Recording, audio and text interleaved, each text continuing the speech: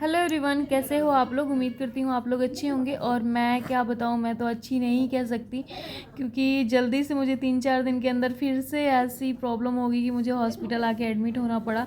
और आपको पता है, इतना क्रिटिकल हो गया, मुझे समझ में ही नहीं आ रहा था कि ऐसी भी सिचुएशन मेरे साथ होगी। आगे वीडियो में पता चलेगा आप लोग को। वीडियो को पूरा देखिएगा और इसकी बिल्कुल मत करिएगा, क्योंकि शायद ये वीडियो किसी के लिए यूज़फुल हो सकती है। और मेरे जैसे कोई घर में रहने की जिद ना करे, मुझे हॉस्पिटल नहीं जाना नहीं जाना है। और इधर देख सकते हो, इंजेक्शन की भरमार लगी हुई है मेरे हाथों में। 3 दिन से आज तीसरा दिन था, तो मैंने सोचा थोड़ा सा रिकॉर्ड कर लेती हूँ, क्योंकि ये भी जर्नी जीवन भर याद रहेगी। और आपको पता है, इतने इंजेक्शन लगे हैं ना 3 दिन के अंदर मुझे, कि मैं क्या ही बताऊँ। ये हाथ की तो एकदम बैंड बज गई है, मतलब इतना ज़्यादा। और मैं बोल रही थी कि क्या ये भी इंजेक्शन साइड में रखा हुआ, ये भी मुझे लगेगा क्या। तो बोल रही हाँ एक और है जो कि वो भी आपको लगेगा। तो वही वो बता रही थी। और उसके बाद जो है, मैं इधर देख सकते हो बैठी हुई थी, तो मैंने सोचा थोड़ा सा ये भी मेमोरी एक याद करने के लिए रख लेती हूँ, थोड़ा सा रिकॉर्ड कर लेती हूँ। यही सारी चीज़ें हैं।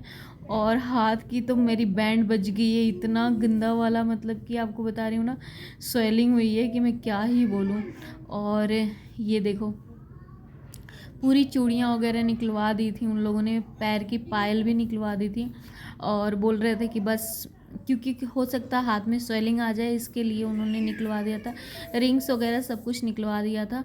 तो यही सारी चीज़ें हैं। और उसके बाद जो है, इतना अचानक से मुझे हॉस्पिटल क्यों आना पड़ा, क्योंकि मुझे आपको अब बताती हूँ क्यों आना पड़ा। क्योंकि ये ना ऐसा टाइम, मतलब ऐसा दर्द भगवान किसी को भी, किसी भी एक औरत को ना ही दे, मेरी जैसी तकलीफ़ भगवान किसी को ना दे, मैं तो ये सोचती हूँ। और बस यही है। और जो ये मैं ऐसे इंजेक्शन लग गया ना, तो अभी बताती हूँ मैं आपको। रो आँख में आंसू भर गए थे ना, तो फिर वो मुझे ऐसी ऐसी बातें बोल रही थी कन्नड़ा में कुछ कुछ, और एक कोई हिंदी में था, वो मुझे समझा रही थी। तो मुझे वो थोड़ा सा हंसी आ गई वहाँ पे, कि मतलब बोलते हैं छोटे बच्चे जैसा रोते हैं, इंजेक्शन लगता है तो ऐसा कोई रोता है, सेकंड बच्चा है तब भी तुम रो रही हो छोटे बच्चे जैसे, ऐसे करके। मैं और बोल रही थी खाना अच्छा खाते तो हॉस्पिटल आना नहीं पड़ता, ऐसी ऐसी बातें कर रही थी। तो क्या ही बोलूँ अब उनको, क्या ही समझाऊँ, मैं समझ में नहीं आ रहा था। और यहाँ पे ये जो नर्स है ना, इनकी तो बात ही अलग है। ये मतलब आज मुझे डिस्चार्ज करेंगे ना, तो ये निकाल रहे थे हाथ में से, आपको कैसे बताऊँ। बोल रही थी ना कि अब तुम डिलीवरी के टाइम पे ही आना हॉस्पिटल में, अब मत आना। मैं बोली मुझे शौक़ नहीं लगा हॉस्पिटल में आने का, लेकिन मेरी मजबूरी ऐसी है, तकलीफ़ ऐसी है कि आना ही पड़ता है। क्योंकि वो भी बेचारी ना मेरे को, मतलब 7-8 महीने से ऐसी देख रही है, इमरजेंसी में आते जाते आते जाते आते जाते ऐसे ही। और इधर पे ना एग्जीबिशन चल रहा था, मुझे वहाँ ज़बरदस्ती का लेके गए थे। और मेरे हाथ में ना वो हॉस्पिटल का कुछ 15 साल पूरे हुए थे, 15-16 साल कुछ हेलो कंप्लीट हो गए थे। एवरीवन, कैसे हो आप लोग। उम्मीद करती हूँ आप लोग अच्छे होंगे। और मैं क्या बोलूँ, अच्छी तो नहीं हूँ और जो भी है, बट मेरे साथ में ना कुछ ऐसा हुआ है, मुझे इस चीज़ का ना आइडिया ही नहीं था बिल्कुल भी कि ऐसा भी हो सकता है। क्योंकि मेरे फर्स्ट बच्चे के टाइम पे ऐसा कुछ नहीं हुआ था, तो मुझे ये इस चीज़ का बिल्कुल भी आइडिया नहीं था। लेकिन मैंने, आपको पता है, अपने जितने भी जानकार लोग थे उतने लोगों से मैंने पूछी थी ये बातें कि ऐसा होता है क्या। मुझे एक्चुअली ना डिलीवरी वाला पेन होने लगा, 8 मंथ में ही होने लगा। और वो पेन ऐसा था, मुझे 8 दिन पहले से ही लाइट लाइट पेन हो रहा था, हल्का हल्का मीन्स। और मुझे समझ में ही नहीं आ रहा था कि मतलब ऐसा पेन हो सकता है शायद से, मुझे बिल्कुल भी आइडिया नहीं था इस चीज़ का। मैं सच पूछूँ तो सच बताऊँ तो बिल्कुल भी आइडिया नहीं था। और मैंने अपनी देवरानी से भी पूछा कि ऐसे ऐसे हो रहा है, तो उसने भी बोला ऐसा तो मुझे कभी हुआ नहीं। फिर मैंने अपने फ्रेंड को इससे एक पूछा, तो उसने बोला कि हाँ ऐसा कॉमन है, होता रहता है ऐसा। फिर मुझे सैटरडे को, आपको बता रही हूँ, इतना पेन होने लगा नाइट में। और नाइट में मेरे पतिदेव की नाइट ड्यूटी थी और वो चले गए थे। मैं और बाबू घर में अकेले थे। आपको कैसे बताऊँ मैं, इतना मैं डर गई ना उस टाइम में, इतना डर गई कि आपको क्या ही बताऊँ।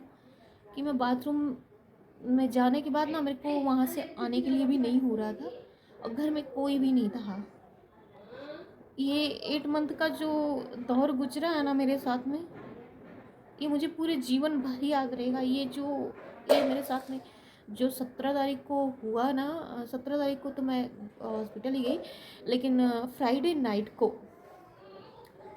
में मतलब ऐसा हुआ ना कि मतलब मेरे को ना मतलब ऐसा पेट में दर्द हो रहा था, ऐसा मरोड़ रहा था कि अजीब तरह से, कि मुझे समझ ही में नहीं आ रहा था कि मैं क्या करूँ क्या करूँ।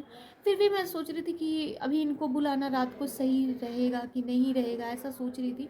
पतिदेव को बुलाना, जाने दो कोई नहीं, थोड़ा दर्द है साथ, बर्दाश्त कर लेती हूँ ऐसे करके। फिर मेरे को ना वो दर्द 4 साढ़े 4 बजे सुबह तक ही हुआ, 11 बजे से लेके 4:30 बजे तक, सुबह सुबह तक मतलब वो दर्द हुआ।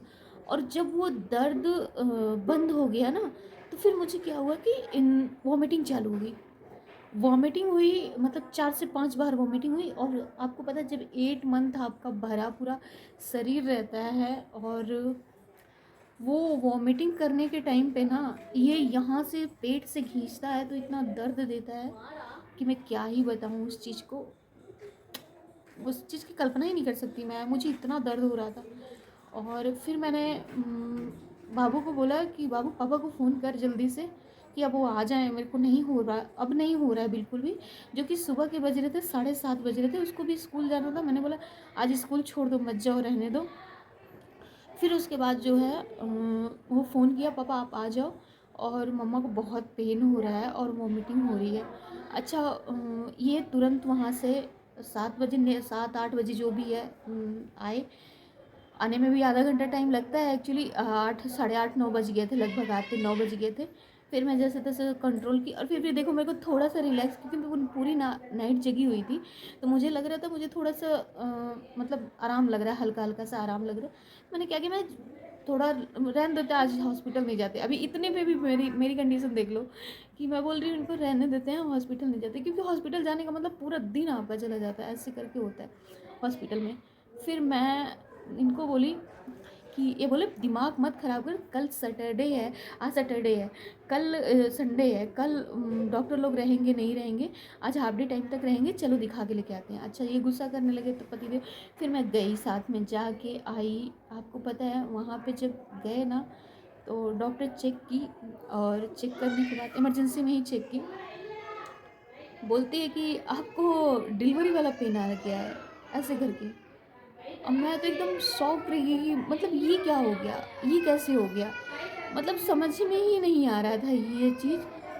और बोली अगर भगवान के आगे प्रे करना, अगर इन 2-3 दिन के अंदर अंदर तुमको डिलीवरी वाला पेन नहीं आया एंटीबायोटिक देने से, तो समझ लेना कि अभी 1 महीना बाकी है, 1 महीने बाद ही आपको ये पेन आना था, लेकिन अभी आया तो ये अच्छा नहीं है बिल्कुल भी।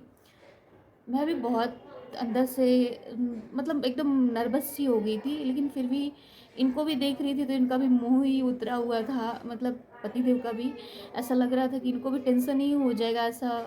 कोई नहीं, इनको फिर मैंने इनको इनसे कुछ बोला नहीं उतने टाइम, कुछ भी इनको बताया नहीं। और अंदर डॉक्टर ने मेरे को बताया ऐसा।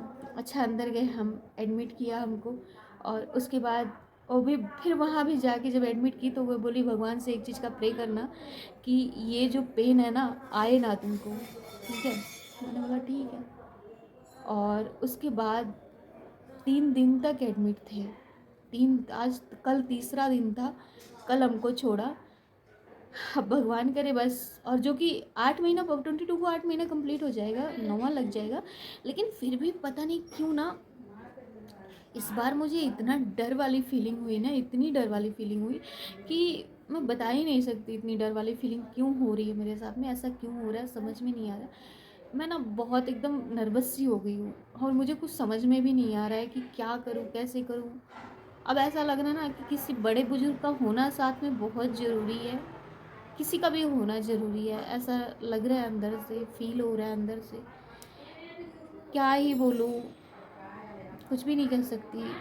इतनी किस्मत अच्छी करके नहीं आई हूँ भगवान के घर से। अब पता नहीं भगवान जाने क्या है कैसा है, बस प्रभु अच्छे अच्छे से पार कर दे हर ये समय मेरा, बस यही बोलूँगी मैं। लेकिन मैं ये चीज़ कहूँगी कि कभी भी ये एक्सपीरियंस ना, ये जो है मेरा, ऐसा मुझे हुआ नहीं।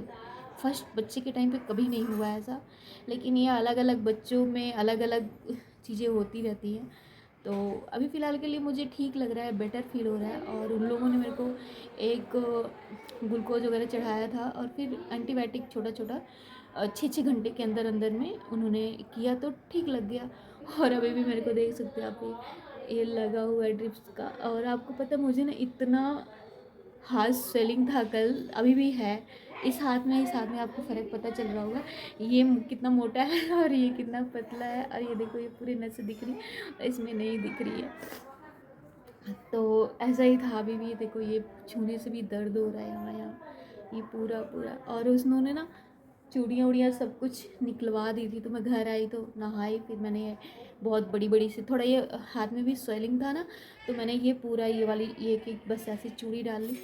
लेकिन 3 दिन बहुत कठिन वाला भी था। ऐसा मन कर रहा था घर चली जाऊँ, लेकिन फाइनली छोड़ दिया उन लोगों ने। अब मेरे को डॉक्टर क्या बोली कि बहुत प्रेगनेंसी देखी, लेकिन तुम्हारे इतना क्रिटिकल किसी का देखा नहीं। हर मंथली, मतलब हर महीने दिन, ऐसा कोई 2 महीना बीत गया होगा तो बीत गया होगा, मतलब 2 घंटा, 4 घंटा, 6 घंटा के लिए मैं एडमिट ना हुई हूँ।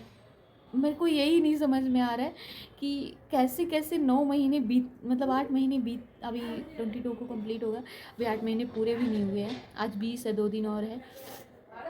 लेकिन देखो क्या है, कैसे भगवान की दया से सब कुछ अच्छा हो, बस यही भगवान से प्रार्थना करते हैं। चलो, वीडियो बहुत लंबा हो गया, बहुत सारी बातें हो गई, लेकिन मैं बताऊं, जब मैं कुछ बातें अपने मन की कह लेती हूँ ना आप लोगों के साथ में, तो थोड़ा सा मेरे को भी तसल्ली हो जाती है, सुकून मिल जाता है, बस यही है। और किसी के लिए शायद यूजफुल हो जाए, मेरे जैसे कोई घर में रहने की जिद ना करे कि हॉस्पिटल नहीं नहीं जाना है, तो ऐसे जिद ना करिए। कभी भी अगर कुछ भी होता है तुरंत हॉस्पिटल जाना है।